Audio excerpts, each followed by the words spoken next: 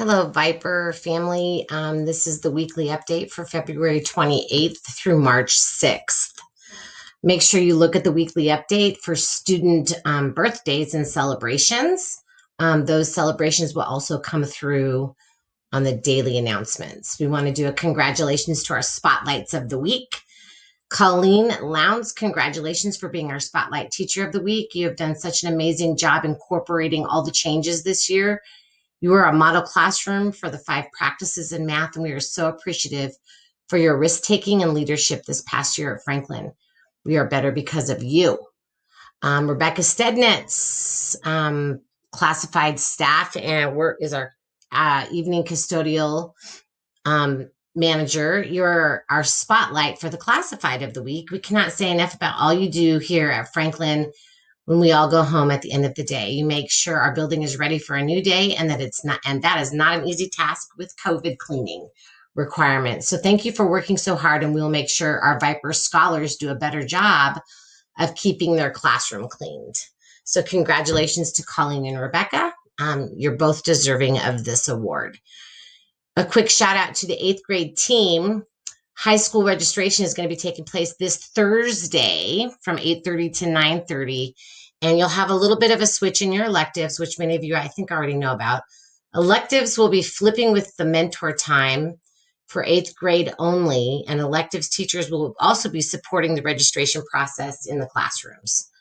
More to come on that. Be looking for additional information from Jeremy throughout the week. Immunization. Please make sure you pass out the immunization information flyers that are in your mailboxes for your mentee group. By law, we have to pass these out to students to take home to their parents. So please make sure you swing by your mailbox, grab those, and get those passed out this week. Grades due. The end of the quarter is fastly approaching, and grades are going to be due on March 11th by 10 a.m. If you need help with anything, please reach out to Abby or Aaron for assistance.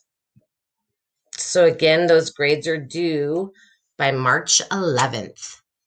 Sync learners. We have, so let's just talk about some issues around the sync learning. We've had to quarantine several students in the past week as a result of COVID, and I know that makes things confusing. So please note that if a student who is not a synchronous learner shows up in your class online and there's not a temporary remote by their name in your attendance, the office likely doesn't know about it. So please do not ask the student to leave the session as they are showing up, so that's okay. Just send the office an email and we will do the legwork around what is going on and get back to you. This is extremely important for several reasons, with the primary being it helps with contact tracing. If a student is showing up to your class online and they aren't flagged as a synchronous learner and the office doesn't know about it, the student's attendance appears as if the student was in person. That messes with the contact tracing when we have to quarantine, especially if the student that showed up online is patient 0. So again, sync learners that typically aren't sync learners, obviously when there's a quarantine and some of those kids get sent out, they have a temporary flag by attendance. But if this is confusing, just reach out to Abby in the office or Isis and Brendan. They can give you some additional information. Yeah, we do have some COVID updates. So as you know, with the ever-changing CDC requirements and safety precautions, it seems like the guidelines for COVID change almost daily.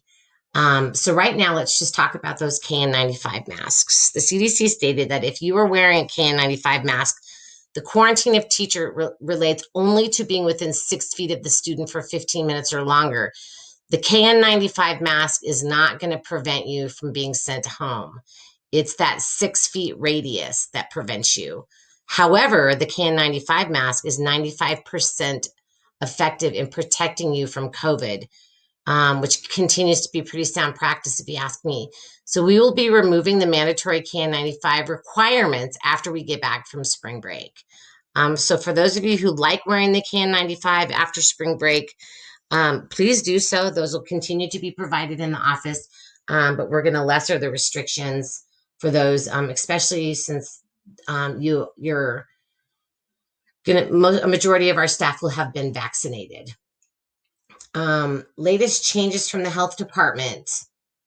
I'm not going to read through all of this. I do want you to go through it when you look at the weekly update to read it. But the big thing here is number 3 that really impacts us. Eating unmasked in the classroom for 15 minutes or greater within 12 feet of each other is considered exposure.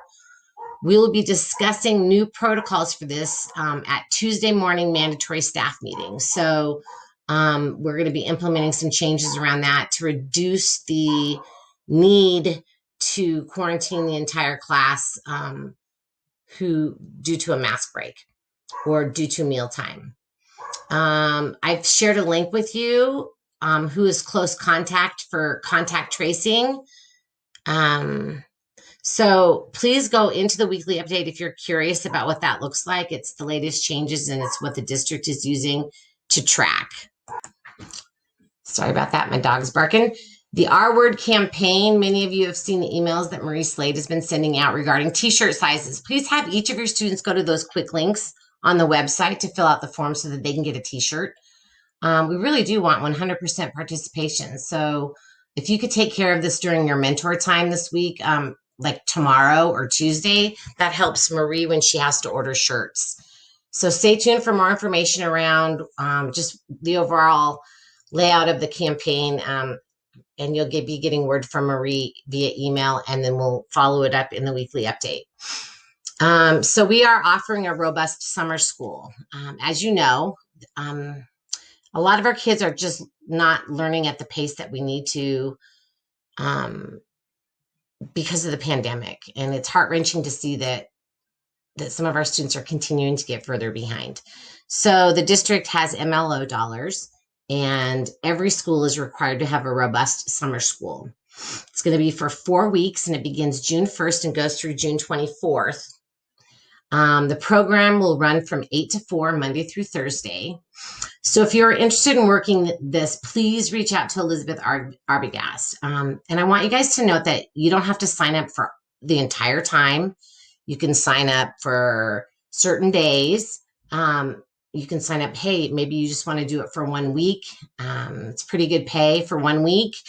And then we rotate somebody else in for a week. We could do week rotations. We're just going to try to get initially those that are initially, interested. Let's get moving on it. The pay is good. So, and it's not, I think each week we'll have some kind of a field trip. And we do want electives. So let's just take a look. I don't know what the requirements are for this time, like the criteria for asking students to be in summer school. I don't know.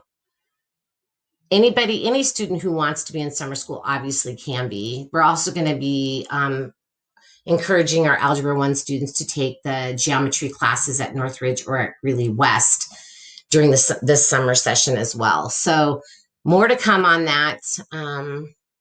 So stay tuned.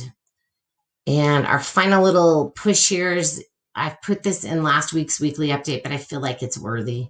If you shop at King Soopers and you have a membership card, please flag Franklin as your donation site. If you have any questions about that, please look at the weekly update. It gives you the play-by-play on how to do all of it, or you can reach out to Abby and she can support. I believe for now, that is all we have on the weekly update. If there's more to come, you'll get a midweek or an email. Don't forget, we still have those family conferences on Tuesday of this next week. And we have a mandatory staff meeting tomorrow morning for select people. So if you didn't get it on your calendar, that means you didn't need to come. I believe that is all for this weekly update. Have a great week.